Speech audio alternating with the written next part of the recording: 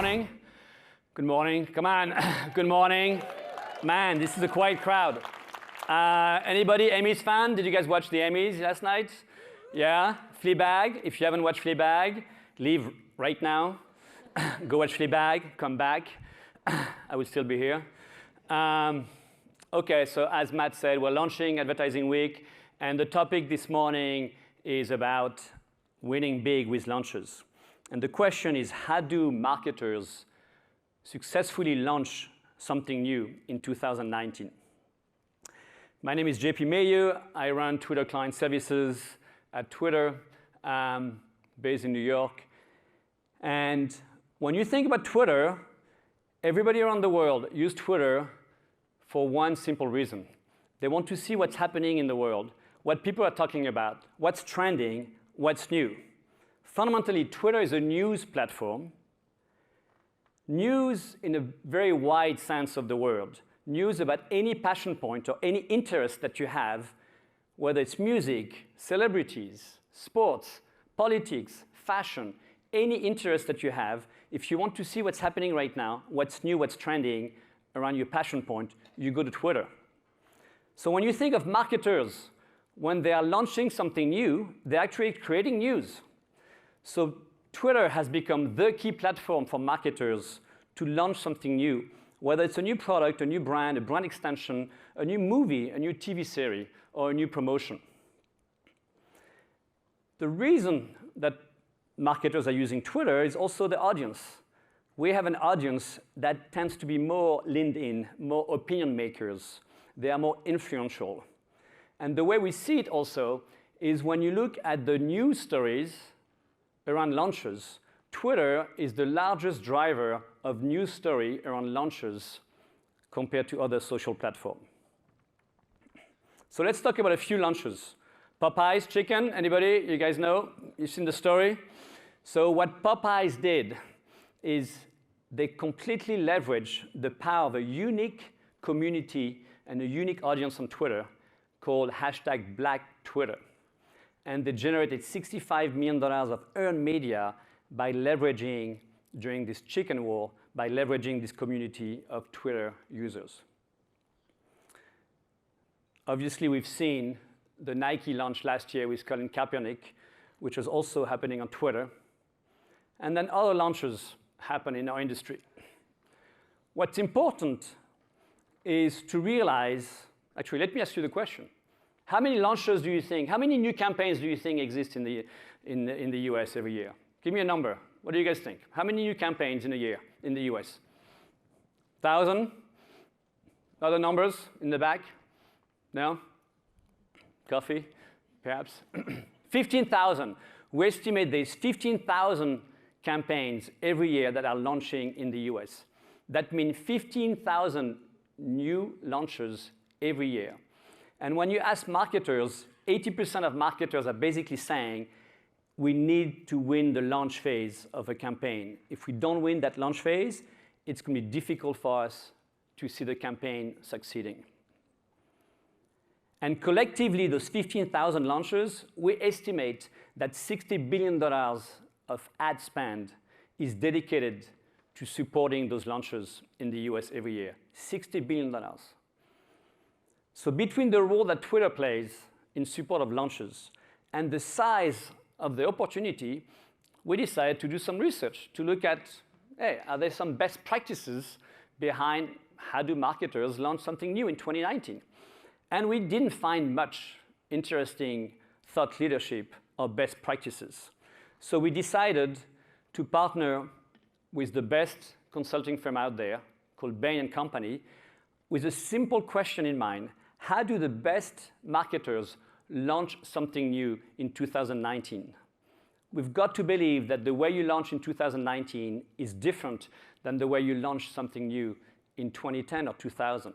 So we partner with Bain, and I'm thrilled to welcome Laura Bodin, partner at Bain & Company, to share the results of the research.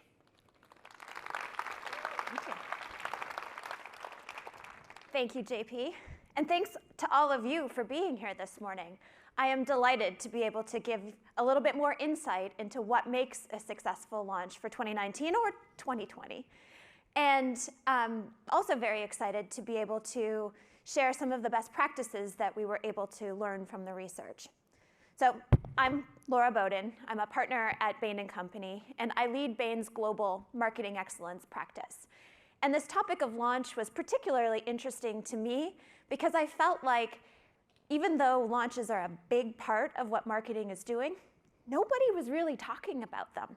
And so to have the opportunity to really dig in and figure out the ingredients for success was very appealing to us because we wanted to be able to help marketers put all those pieces together so that you're always putting your best foot forward when it comes to launch. So as you know, there are 15,000 launches per year, which means hundreds of launches per day. And actually, we found that launches have increased 27% just over the last 2 years. So no matter what you're doing, you're always in competition with someone else who's trying to get their new message, their new product, their new campaign off the ground. And so we wanted to make sure that we were getting a deep understanding of what are the specific things that launch leaders did differently that allowed them to have greater success. And so to get deep into those insights, we surveyed 650 marketers around the globe to be able to really glean the practices of those who had created the most success and package them up so that we can share them with you today. Now, there are a few reasons that we thought launch was particularly important. JP already mentioned one of them, which is that there are just a lot of launches. And it's actually very important to get them right because 80% of marketers felt that the launch success was indicative of the overall campaign success. But there are also kind of 3 reasons for us that launches were particularly important. One is that you're actually spending not only a lot of time, but also a lot of money on launch. And so if 46% of an average marketer's budget is going toward launching something new, you probably want to make sure that you're getting those ingredients right. Also, the second reason that launch is so important is that while there's more launches than ever, the window for getting launches right is getting shorter and shorter, as short as even just 2 days in some cases. And if that's not enough, show me the money. The other reason that we found launch was particularly important is that the marketing leaders who got launch right showed much stronger business results than those who hadn't quite put all the pieces together. Launch leaders showed 1.5 to 2 times greater revenue growth as a result of that launch campaign than their peers. So hopefully I've convinced you to keep listening at this point, and we'll get into the actual practices of launch leaders. But first, let me just talk about what makes a launch leader. As I said, we talked to 650 marketers in various different industries to be able to distill out these best practices. And within this group, we found an elite set of about 15% of those marketers who not only indicated that they had experienced launch success, but they also had the business results to back it up. So they had successful launches, but they are also growing sales and they are growing share. So these clearly are marketers who've been able to put the pieces together. And when we look at what these marketers do, there are 5 things. So I will take you through each of those 5 in turn, and then we'll talk about how you can put all those things together. Number 1, the very first thing that we found that launch leaders did differentially was that they learned before they launch. Now, it's easy to say this, but what we found was that launch leaders actually were 2.4 times more likely to do a lot of homework around the particular consumer or audience group that they were trying to reach to ensure that the messaging, the positioning, everything about the launch was perfectly tuned to the audience that they were trying to reach. Now, that's not just about determining what the demographics of that audience would be, but using tools like social listening or other digital tools to try to even tune the message to be able to resonate with that particular audience. Great example of this we saw earlier this year. Subway decided they needed to launch some new cold sandwiches. And instead of going just to the kitchen to come up with a new recipe, they partnered with media company Tastemade to get a sense for what was trending on the Tastemade platform, which is about food trends and and ingredients, and discovered that they could pair Green Goddess dressing with tuna to create the Green Goddess tuna melt, which has been a very big success for the chain so far. So listening to their consumers and understanding these trends in the ingredients allowed them to create a stronger launch. Number 2, the second thing we found that was particularly distinct about launch leaders was that they truly own their voice. And what we mean by that is that they aren't afraid to actually get out there and say something beyond just the fact that the campaign is launching. They are finding things to be able to be authentic and share their point of view in a way that really resonates with those consumers that they did their research on. We found that launch leaders were 2.1 times more likely to get out there and say something than everyone else. Now, what they say has to be authentic. You know, this is a year where there's been a lot of conversation around purpose and tying to social impact. And if that's not really what the brand has said before, consumers can tell. And they would much rather find something that resonates with who they know the brand to be when it comes to launch. A good example of this is Wendy's. You know, Wendy's has spent a lot of time and has empowered their social team to create a really authentic voice when they are posting to their audience. And so as you see in this example, this was an opportunity to be able to have a playful voice, a way of being able to be perceived as casual and authentic that really resonated with their audience. And it's posts like these that are getting great engagement for Wendy's, and that has propelled them into the number 3 fast casual or quick service restaurant spot in the US. So that's 2. Number 3 is that we learned that audience connection is key, but we also learned that influence is actually greater than reach.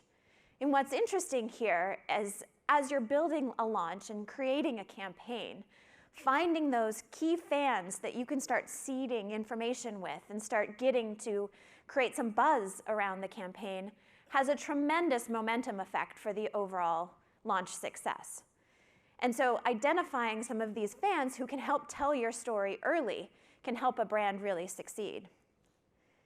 Launch leaders were 1.8 times more likely to identify specific segments of audience that they felt would be able to help them tell their story, and actually spent the time to create shareable messages that could be put out into the world. We encountered a company, Shareability, whose whole premise exists to be able to create more of this content.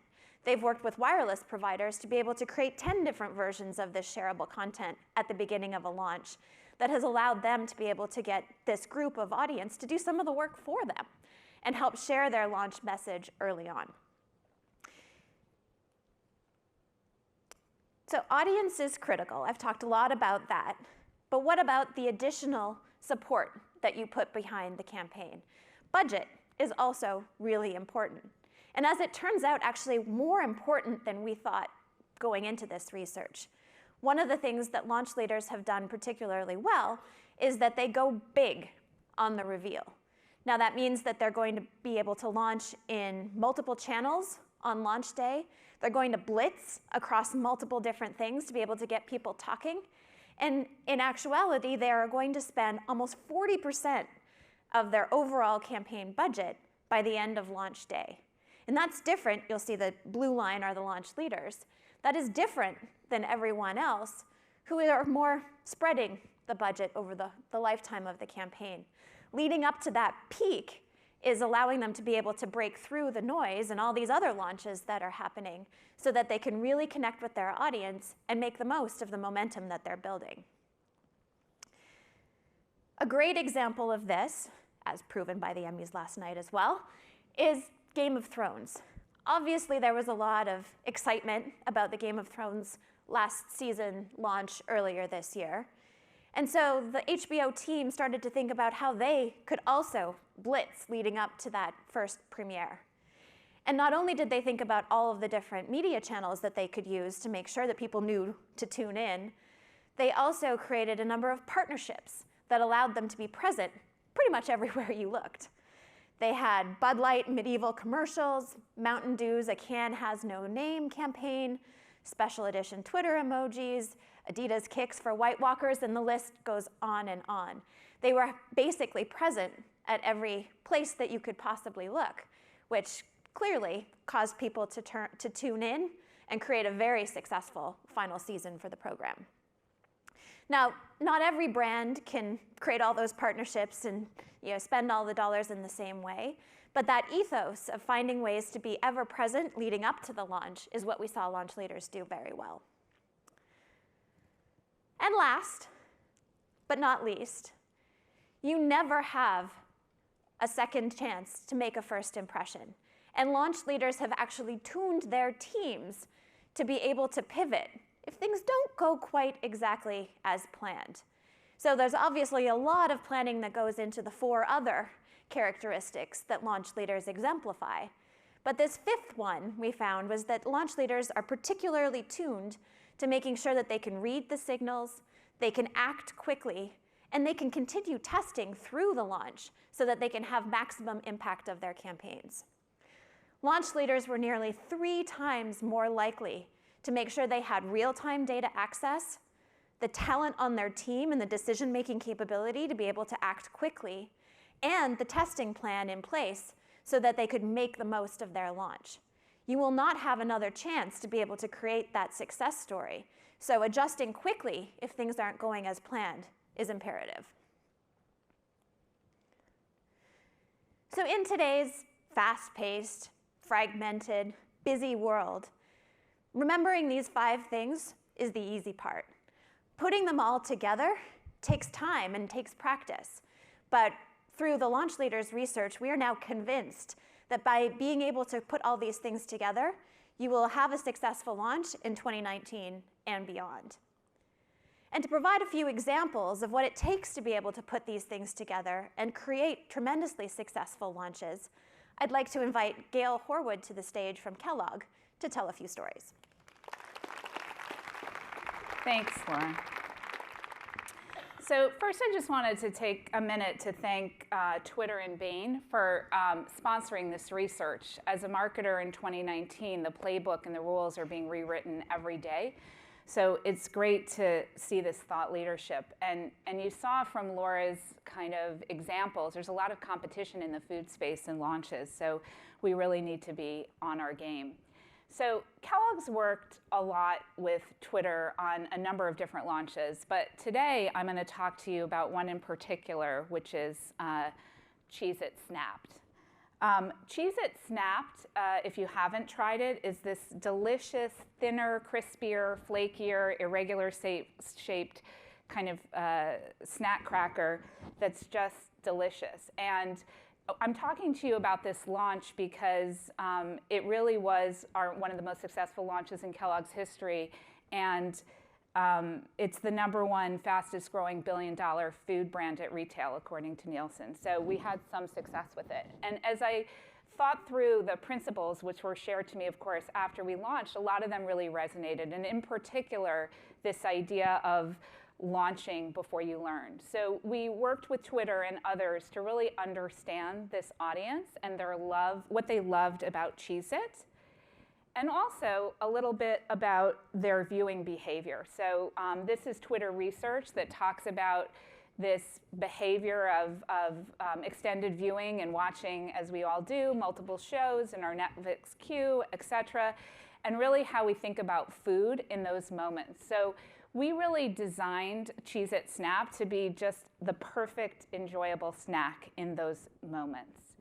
So when we think about these pillars, we talked about influence and reach, and we really looked at this audience who's obsessed with movies, TV, constantly watching, and really designed the content and all of our communication to really speak uniquely to that audience, so to really fit seamlessly into their viewing, and that really worked well for us.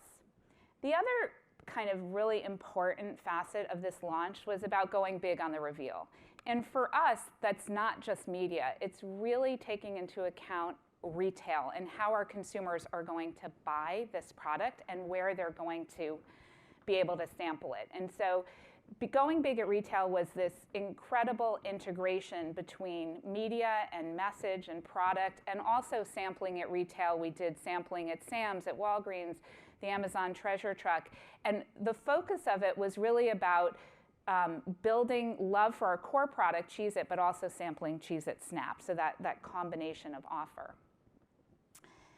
When we talk about preparing to pivot, at Kellogg we have something called the Cube, which is where we look at real-time analytics, and the teams gather at the moment of launch, and frankly for anything we're doing in real time.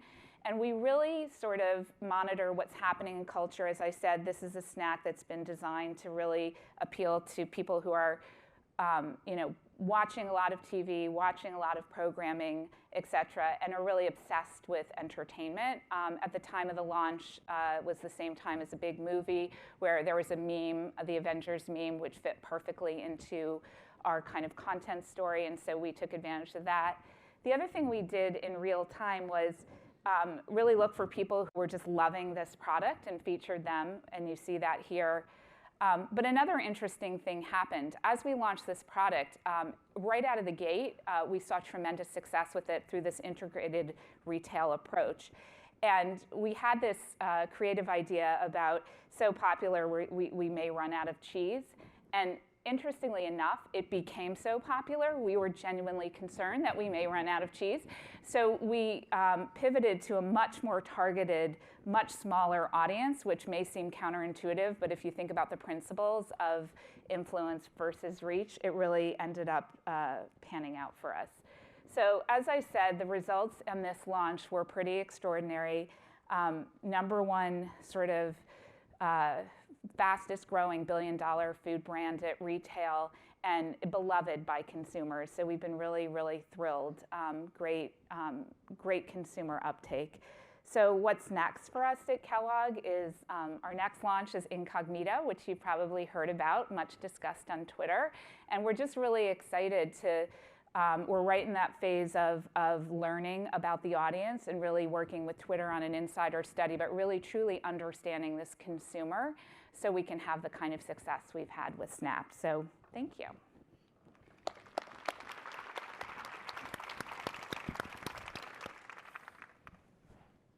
So we're going to go through some discussion. Trying to go back. Yeah, thank you. I'm a big fan of Cheez-It, Gail, so I have to admit. So you're not helping with this new product. First question to you. So what did you learn with this launch that you now want to replicate, duplicate for every single launch? And what did you learn that you know that is not working? You should not do that in future launches. Yeah, I mean, I think, building off one of the principles, this learn before you launch kind of pillar is extremely important. And it's not, it's something that you have to seek multiple data points, multiple sets of, facts to look at. But, real-time, true understanding of your consumer was instrumental to this launch, not only designing the product, which is really critical, but also communicating about it. And in terms of things that didn't work, what I would say is, this idea of pivoting and sort of just quickly reading what's happening in real time is something that I would repeat, but it helps you figure out what's not working. So it doesn't get to be, you don't let something fail. You never did, but in the past you might not have been organized around real-time response. And I think that's a really important point because at Kellogg, we really think about the true commercial aspect of marketing. So it's not just media, it's right down to retail activation. So when we look at whether or not something's working, it's simply not media KPIs, it's a total set of KPIs and analytics in real time, right down to retail. So speaking about success and KPI, I shared a stat that shows that 80% of marketers believe that the launch of a campaign, this initial phase, is key to the success of the overall campaign.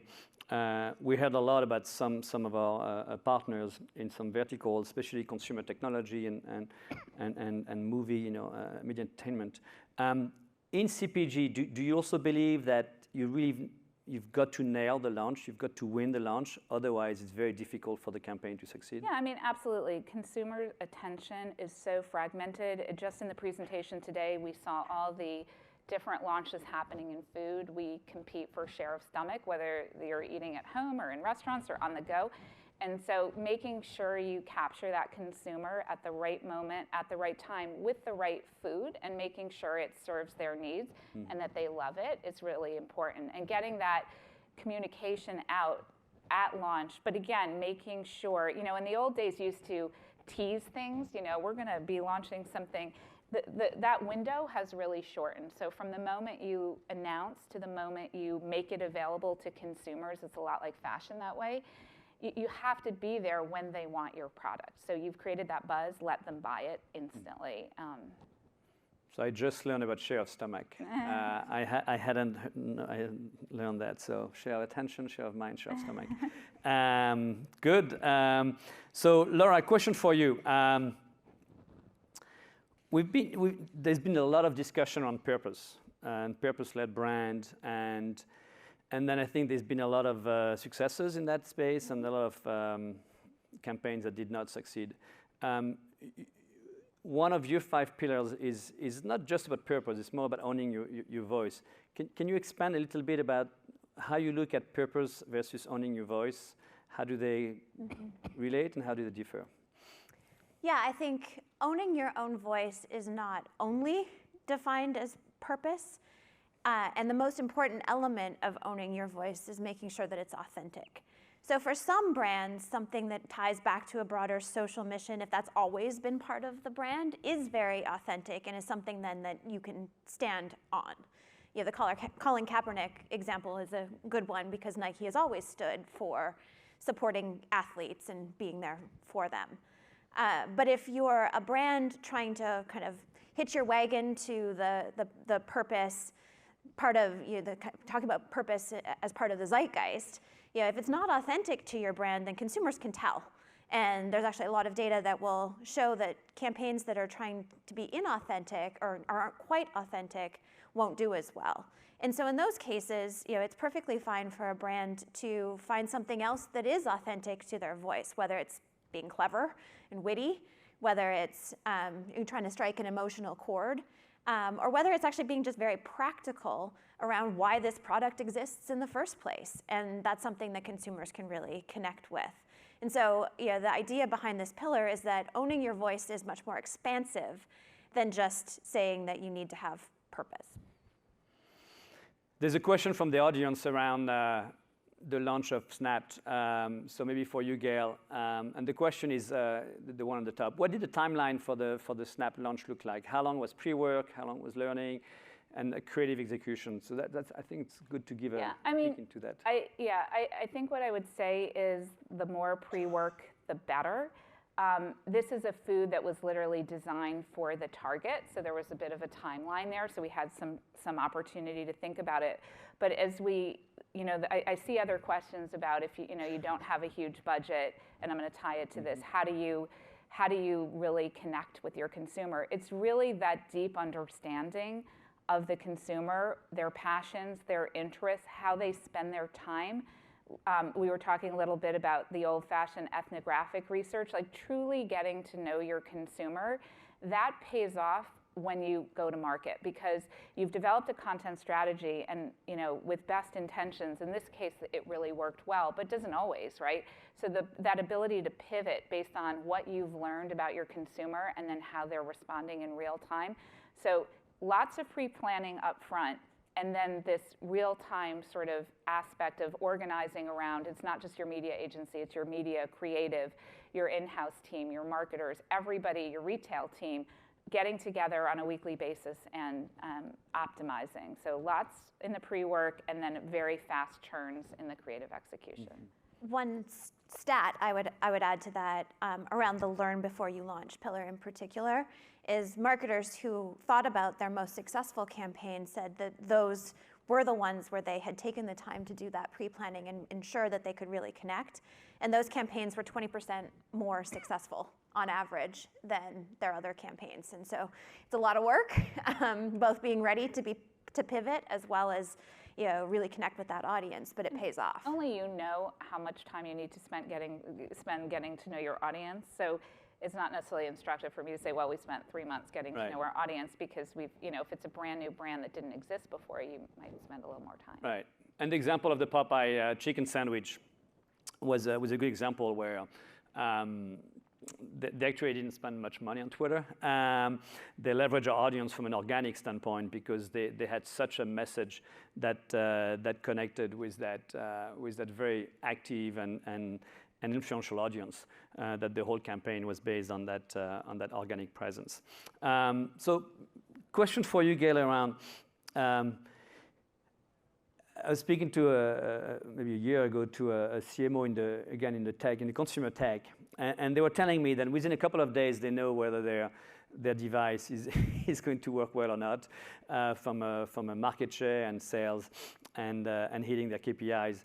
CPG doesn't have that quick assessment because you have retail. So how long do you know, or how long does it take for you to know if a campaign is actually working, succeeding, or whether you actually have to make a change? I mean, we have a number of KPIs that we evaluate, leading indicators.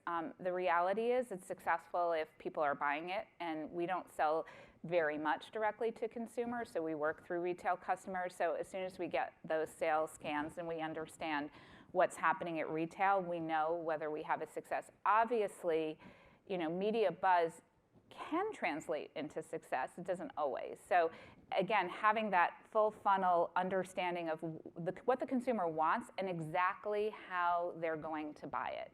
A great example of that is the work we did on our 2019 Pringles Super Bowl campaign, which was quite unique in one regard. It was great creative based on our human behavior, consumer behavior about flavor stacking. People love to eat Pringles in stacks, and there are all these flavor combinations. One of the things we did that was interesting was we partnered with CBS Interactive and Innovid to launch the first ever connected TV shoppable ad. This is something we had no idea whether this would work. There was really no downside to seeing, enabling this connected TV ad to be shoppable. And we found that 6.4% of the people that saw this ad actually engaged with it and added something to an Amazon cart. So that's pretty incredible in terms of removing that friction. So for us, we're trying to close that loop really tightly. Not always possible with media, but we're more and more we try to do that. And I think that's the key. I mean, in our experience, the easy part is being able to see the array of metrics. Yeah. The hard part is then being able to quickly do something about it, which means it's not just the marketing team, it's not just the media team by extension, but there's other parts of the business that need to be involved with both identifying things that are going right or not, and the team has to be empowered to be able to make decisions to change if necessary. Yeah. And that I find to be one of the more common sticking points is that the empowerment of allowing the team to be able to do something different, or the pre-planning around, well, we're going to test 6 different types of creative and then quickly pick the one that ends up getting the most traction, even if it's the one that the marketing team doesn't completely, it's not the marketing team's favorite one. There's a lot of sort of human inertia in all of that, and setting things up to be able to make those changes is sometimes the harder part. You can't underestimate the organizational inertia and the barrier around. We've fundamentally changed the way we work at Kellogg to bring that together as one team. And when I talked about go big on the reveal, it's not simply the media team or brand marketing, it's the entire end-to-end commercial team, right down to retail. Our folks at retail in the field know what's happening in media, which is a change, right? Because that's not always been required. And you're seeing all our retail customers become media companies. So there's a lot of blurring of lines here, but we've reorganized specifically to bring all those pieces together. And that doesn't happen in a snap, literally. It takes a lot of pre-planning because you have to have scenarios and what if this, what if that. So. And your role is unique, Gail, because you actually are CMO, but also retail is under you. Retail activation. Retail activation, so shopper marketing is under me, as is brand PR. And there was a question about how we evaluate brand PR. And again, we look at these things no longer in silos with their own set of metrics. And a lot of the work we're doing in measurement is around an apples-to-apples metric that we can look across all of these tactics to really, truly understand. So bringing those pieces together is critical to our model. And that's something that wasn't covered in the research, I think, in terms of organizational structure. But we definitely see a trend where PR, retail activation, and basically marketing and media need to work in concert. So Gail has the benefit of having all those functions under you. Laura, a question for you. So what does a brand need to get right in order to pivot, especially during a launch? Yeah, great question, and very akin to what we were just discussing. I mean, pivoting requires the access to the data that we were talking about. There needs to be the tracking that allows you to know what's going on and to democratize that data, make sure that everybody who can do something about it has an ability to see it. I think we also see that there's testing that needs to be built in to the plan to pivot, so that you aren't putting all of your eggs in one basket from the outset, that you have some opportunity to be able to go with a different creative if that's what's testing better, or if that's what's working better, or you might get some organic content from consumers themselves, and you need to be able to put some additional oomph behind that as the campaign evolves. And then finally, it's the people element, which we've just discussed. There's both decision making that needs to be set up so that people can jump on things that happen quickly, but also coordination, because to your point, I think one of the things that we see happening no matter what industry we're talking about is that the role of the CMO is not just about activating media, or is not just about the top of the funnel. The role of the CMO today is being able to curate a customer conversation no matter what the touch point is.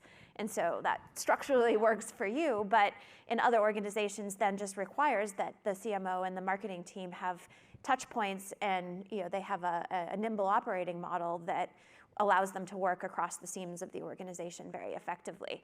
And I think one of the things that's underneath a lot of what you were talking about in terms of the metrics is that you're trying to put yourself in your consumer's shoes, essentially. And the metrics that you're looking at are then, how is my audience reacting? Am I being able to capture them in multiple different channels? Am I able to follow them through that journey, and are they having a great experience all the way through? One thing that the research showed, which I wanted to make sure everybody hears, so pay attention right now, eye contact with me. The research shows that launch leaders activate on Twitter 2.3 times more than the other companies. So this is a nice plug for Twitter, who is my employer. Laura, one question for you. This is actually true, by the way, that's statistics. I was kind of joking, but this is true statistics from the research.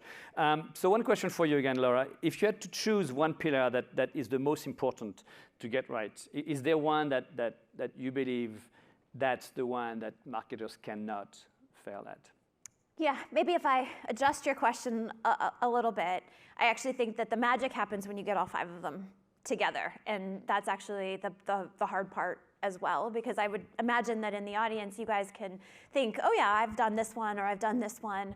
I think in our experience, we find that putting all 5 of them together is what really both creates the magic, but also requires a lot of the pre-planning and changes of behavior. But maybe if I were to answer that more of where do you start, I would start with the first pillar, because as you can hear through the examples and the stories that Gail told, being able to really understand who that core audience is underlies really all 4 of the other pillars. And so knowing who those people are, being authentic to those, embracing them and empowering them to be able to be an extension of your brand, all of those things will end up creating a more successful launch down the line. And we've seen that with other marketers where the demand for, at least at Twitter, the demand for insights around audience, whether it's through tools or custom research like Twitter Insiders, has really grown over the past couple of years. So I think learn before you launch is definitely something that we're seeing. And brands that are the launch leaders were, I think, 2.8 times more likely to use social listening in order to be able to get that insight.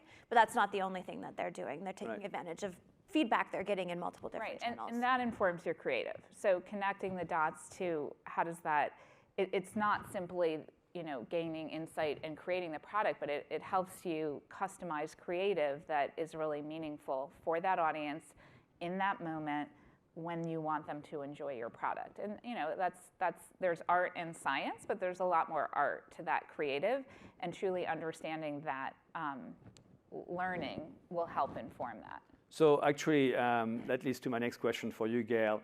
I understand one of your goals at Kellogg is to personalize the experience, which tends to be counterintuitive to retail or to CPG that usually in the past has been very much kind of reach, mass scale type of marketing. So help us understand how you're driving the personalization experience. I mean, and it links to one of the questions I'm seeing come up on Slido, like if you have all these fast turn creative executions and optimizations, like how do you deal with that? I mean, I think it goes back to the pre-planning. We're doing a lot of personalization and customization around passion points. So for the Cheez-It brand in particular, we have a partnership with IMG Football, and we've done a lot of executions around fans' love of their home teams, whether it's the Longhorns, et cetera, and really customizing the creative and actually our packaging around that. And we can take that customized creative and put it in a lot of different places, both in real time in game environments through geofencing, but also in display, other display. And we've worked to establish profiles of that fan and where they live, which is not always where their team is playing. And we've literally seen that creative, and again, having that, I think you mentioned the test and learn, we had an intuition that would perform better, but when we saw it perform 16% better, that got our attention. So again, ultimate goal is not to personalize endlessly, but to really understand what that balance is, and that's a test and learn for your brand, for your category, for the platform. And it's not, we can't necessarily take these metrics across platforms, but we absolutely see that reaching that consumer in a way that's in a unique voice at the moment they're experiencing your brand pays off. And how do you manage the cost of creative? Or the cost of content development? Yeah, I mean, we look to anticipate that and build that in. I mean, I know that sounds pretty simple, but the other thing we do in terms of creative approvals is we get all the decision makers up front and say, these are all the scenarios we're planning to run. Speak now if you have concerns about them. And it really does work, and it goes back to the pre-planning and the learning. If you can be more sort of fluid in real time if you've all agreed up front what those parameters are, and that tends to work very well. I've seen that work in multiple places. Okay, last question for you, Laura. What key message would you like marketers to take away from this discussion and the research? And by the way, I think we're going to publish the research in the white paper, so maybe you can speak about that as well. As what's the big takeaway that you want marketers to come home with? Yeah, so as you mentioned, a fuller version, in sentences as opposed to bullet points of the research is available starting today. You can look on the Bain.com website to find that, or I'm sure we can find ways to distribute it. We'll also be on Twitter. And I think that the main message is really a call to action. That dabbling in a few of the pillars used to be fine. But given how the world has changed, how important it is to get launch right, and how clearly tied to business results getting launch right is, the most important message is that you need to start putting the whole playbook together. And I think you will be quite happy with the results. But thank you, Gail. Thank you, Laura. Please join me in thanking them for their attendance. And please make sure you download the white paper from Bain. The whole intent for us was to build thought leadership for the industry that we love. $60 billion is spent on launching something new every year. And we thought it's important to bring new findings, new thoughts behind this very important topic. Thank you very much.